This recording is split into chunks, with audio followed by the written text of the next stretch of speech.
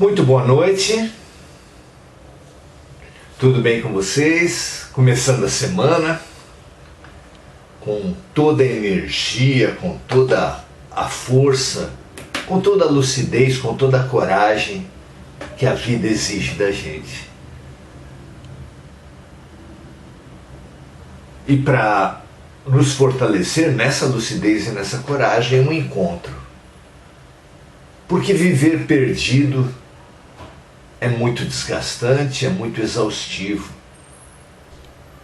Mas viver conectado com a fonte de todo bem é o que nos dá alegria, esperança, boa vontade para viver, para extrair de cada vivência tudo de remédio, tudo de lição que todas as situações inevitavelmente possuem. Muito bom, muito feliz em estar mantendo essa disciplina e essa amizade. Hoje estamos começando o capítulo 10. Capítulo 10 de O Livro dos Espíritos, que tem por título Sobre as ocupações e as missões dos espíritos. O que se faz? O que fazemos nós? O que fazem os espíritos quando perderam o corpo, quando reencontram a sua verdadeira pátria, que é a pátria espiritual? O que fazemos nós? Como é a vida? Pergunta 558, Kardec quer saber o seguinte: além de trabalharem pelo seu aperfeiçoamento pessoal, os espíritos possuem outras ocupações? A resposta é: os espíritos são os ministros de Deus e concorrem para a harmonia do universo ao executar as suas vontades. A vida no mundo espiritual é uma ocupação contínua, mas que nada tem de sofrida como é a vida na Terra. Lá não existe o cansaço do corpo físico, nem as angústias da necessidade.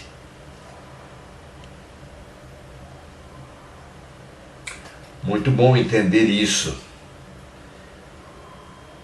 que possuindo corpos espirituais muito menos materializados que o corpo físico, porque o corpo espiritual também é semimaterial, mas é muito menos denso, muito menos material, ocorre uma fadiga, um cansaço muito menor também. E o corpo físico, com seus cansaços, exige também uma série de medidas de manutenção, de reposição de energia, que tomam muito tempo, que tomam muita preocupação do ser encarnado. Tendo um corpo muito menos denso, ocupam-se muito menos com o cansaço, com as exaustões do corpo. Imagine que nós passamos cerca de 8 horas por dia dormindo, de forma que numa vida de 90 anos, 30 anos, nós passamos dormindo. Não é interessante? Se somar a isso o tempo que nós passamos comendo, com a higiene pessoal, o tempo que nós passamos em busca dos recursos para bem executarmos todas essas funções ligadas ao corpo, é muito tempo gasto em função das nossas necessidades. Portanto, a vida espiritual, quando já não temos as necessidades, nem temos que lidar com a manutenção do corpo físico, ela disponibiliza muito tempo, muita energia, muita capacidade de usarmos de outra forma a nossa vida. De forma que, como informam os espíritos, a vida no mundo espiritual é uma ocupação contínua, mas nada tem do sofrimento, da dor, típicas do cansaço do corpo físico e típicas das angústias da necessidade, que tanto nos fazem sofrer. Questão 559. Os espíritos inferiores e imperfeitos também possuem utilidade para o universo? A resposta dos espíritos é: todos têm deveres a cumprir. O mais simples dos pedreiros também não participa da construção do edifício, assim como o arquiteto? E aqui somos remetidos à pergunta 540, onde os espíritos nos instruem sobre as funções dos espíritos perante a natureza. E ali eles falam que muitos exercem funções sem ter consciência disso. Remetidos daqui para aquela pergunta, nós podemos imaginar que muitos espíritos inferiores são inferiores não por não desenvolver funções no projeto de Deus, mas por não terem, às vezes, a menor consciência da função importante que desempenham. É parecido com um animal, uma minhoca, que exerce um papel extremamente importante na fertilidade, na fertilização do solo, na decomposição das matérias, sem, é claro, ter a menor consciência do seu papel. Nada há de inútil. Deus opera na vida dos homens, opera nos ciclos da natureza através dos seres. De forma que todos nós atuamos no fornecimento, na manutenção do planeta, sem ter consciência disso. Desde que o homem é homem, por exemplo, desde os primórdios, os seres mais primitivos das fases dos ciclos humanos, nós respiramos. E respirando, nós produzimos gás carbônico. E produzindo gás carbônico, nós ajudamos na nutrição de todo o mundo vegetal. Fazemos isso conscientemente? E mais que isso, o mundo vegetal produz uma grande quantidade do oxigênio, que é tão importante para o ser humano e para outros seres do mundo animal. Acaso os vegetais têm consciência do papel que produzem, que exercem? Então, mesmo os mais elevados dos seres humanos, encarnados na Terra, têm pouca consciência da sua importância no projeto pedagógico de Deus. Mesmo aqueles que fazem mal, que pensam, que tentam, que vivem para fazer o mal, cumprem um papel no projeto pedagógico de Deus. Vejam,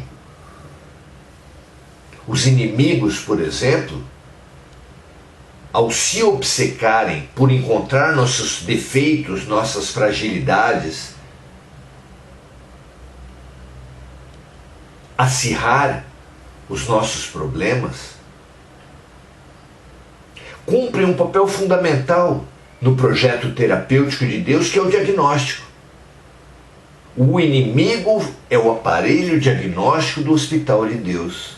Sem perceber, sem a menor consciência, é claro. Os violentos não podem violentar todas as pessoas, só podem praticar as suas violências contra aqueles seres que necessitam desses chacoalhões, dessa experiência da violência sofrida, para despertar para esse ou aquele aspecto da vida. Não cai uma folha de uma árvore que não seja pela vontade de Deus. Todos exercemos papéis na humanidade, na criação, ainda que não tenhamos, grande parte das vezes, a menor consciência disso. É muito bonito perceber o quebra-cabeça de Deus se encaixando perfeitamente, apesar da inconsciência total de grande parte das peças. Estudando a lei de causa e efeito, estudando a reencarnação, o papel que uns exercemos perante os outros, vamos nos tornando cada vez mais conscientes da nossa função, trabalhadores cada vez mais integrados ao projeto pedagógico e terapêutico de Deus. Que assim seja para todos nós. Questão 560. Os espíritos possuem atribuições especiais?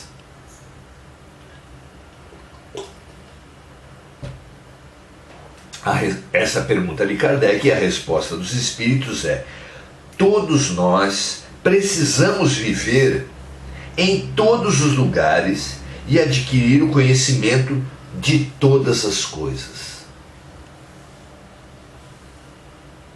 exercendo sucessivamente funções em todas as partes do universo.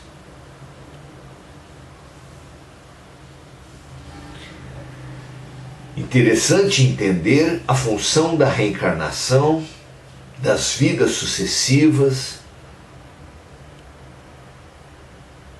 dos diferentes papéis que nós vamos exercendo através das múltiplas vidas. Claro que um espírito que reencarnasse sempre como homem teria uma visão muito parcial da vida, da verdade, da realidade. Um espírito que reencarnasse sempre pobre, sempre brasileiro, sempre num certo ambiente religioso, num certo ambiente profissional, exercendo apenas um talento artístico, um talento científico, seria necessariamente muito limitado. Precisamos dos diferentes ambientes, das diferentes culturas, das diferentes famílias, do estímulo a diferentes áreas do cérebro pelas artes, pelas ciências, para que conquistemos cada vez mais pontos de vista da amplitude dos quais, da vivência dos quais, conquistaremos um dia, ainda que distante esse dia, desse nosso estágio atual, essa verdade que nos libertará. Muito bonita é a antiga história oriental, budista, de que 4 cegos foram colocados para tocar um elefante, tirando todos eles conclusões muito equivocadas. Aquele que tocou a pata do elefante teve a certeza de estar diante de uma árvore. Aquele que tocou a barriga pensava estar diante de uma parede. Aquele que tocou a tromba pensava estar diante de um encanamento. Aquele que tocou a orelha pensava estar diante de uma cortina, de um tapete pendurado. Nenhum deles estava com a verdade, porque nenhum deles adquiriu essa visão de conjunto. Metaforicamente, é como se os cegos precisassem vivenciar os sucessivos ângulos,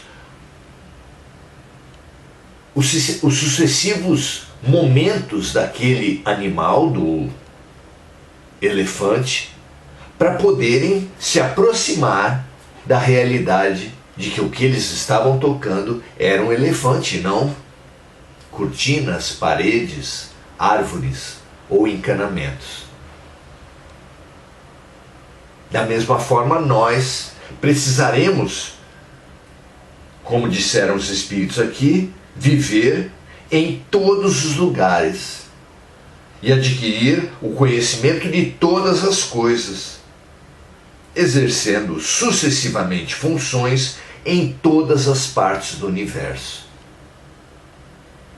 O que pode ser feito com vidas concretas em cada uma dessas posições, levando assim muitos milhares de anos,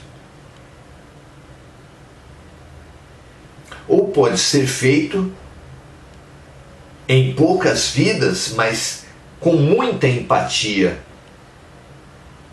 onde nos coloquemos no lugar de centenas de pessoas a cada vida, ganhando centenas de ângulos e não apenas aquele da nossa vivência concreta do lugar onde nascemos.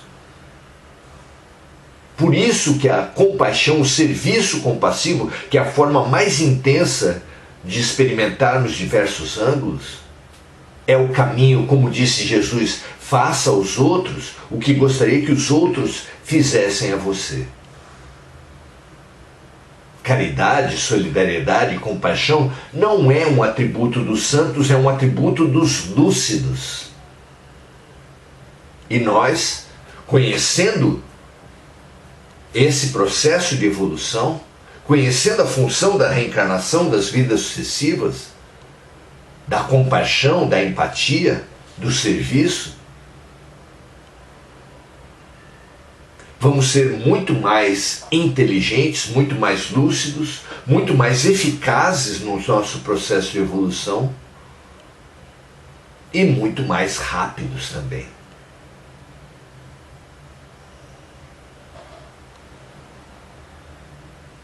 Mas, como está escrito no Eclesiastes, existe um tempo para cada coisa, o tempo de plantar e o tempo de colher, por exemplo. O tempo de renascer e o tempo de morrer. Ninguém poderá em uma vida apenas passar por todos os ângulos, conquistar todas as posições.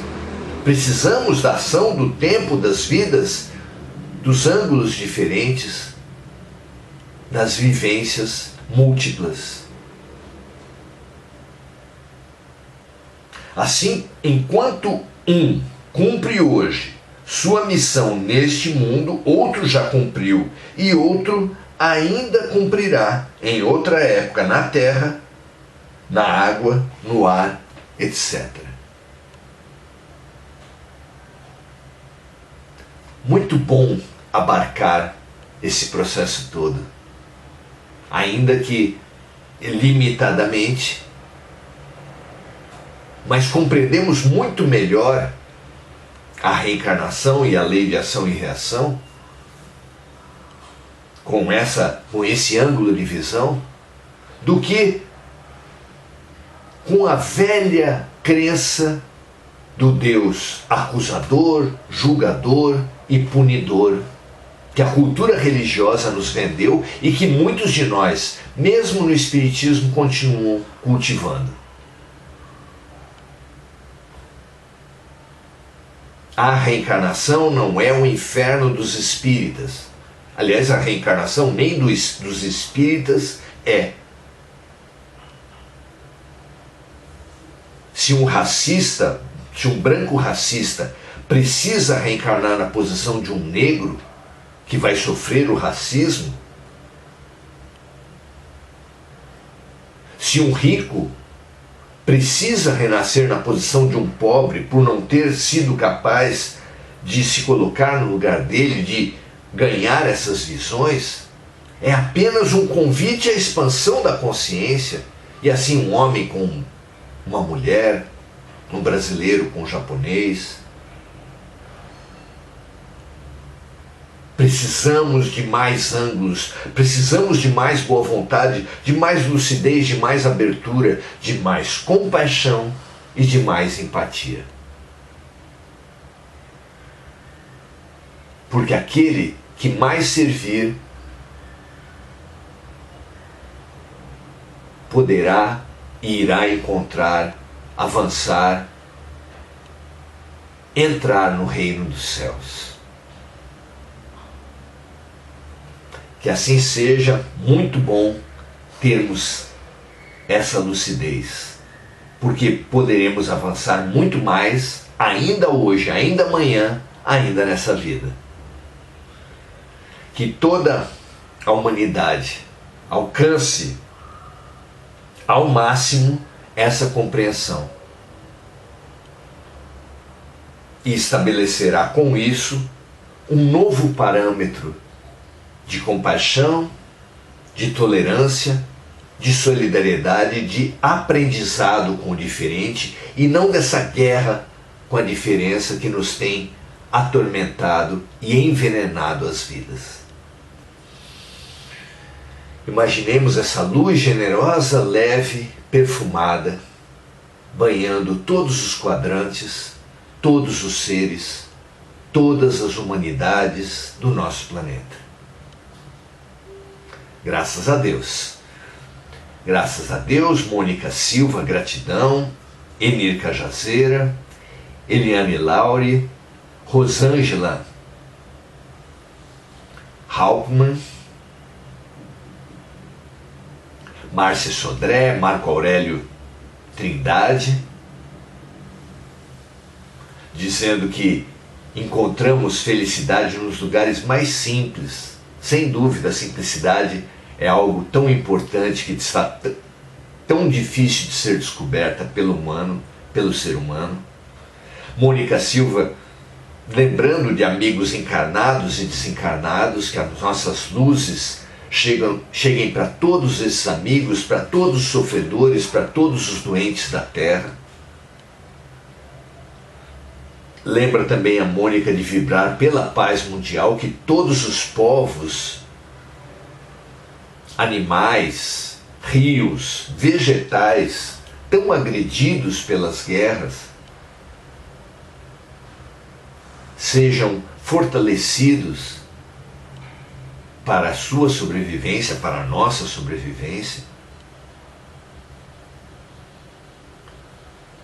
Hugo Souza, expressando sua gratidão, um sentimento tão importante. Sayonara Angélica,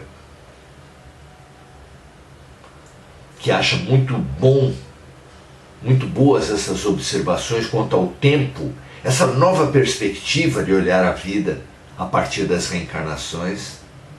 Muito legal. André Salvatore, André Santos, Enir Cajazeira. Muito bom trocarmos entre nós, expandirmos a nossa perspectiva e ganharmos essa maturidade, essa boa vontade, essa lucidez e essa coragem tão essenciais para a autotransformação. Um grande abraço a todos. Amanhã continuaremos nessa questão das ocupações que os espíritos desenvolvem no mundo espiritual. Venha conosco, vamos aprender, expandir, crescer. Paz e bem, e até amanhã.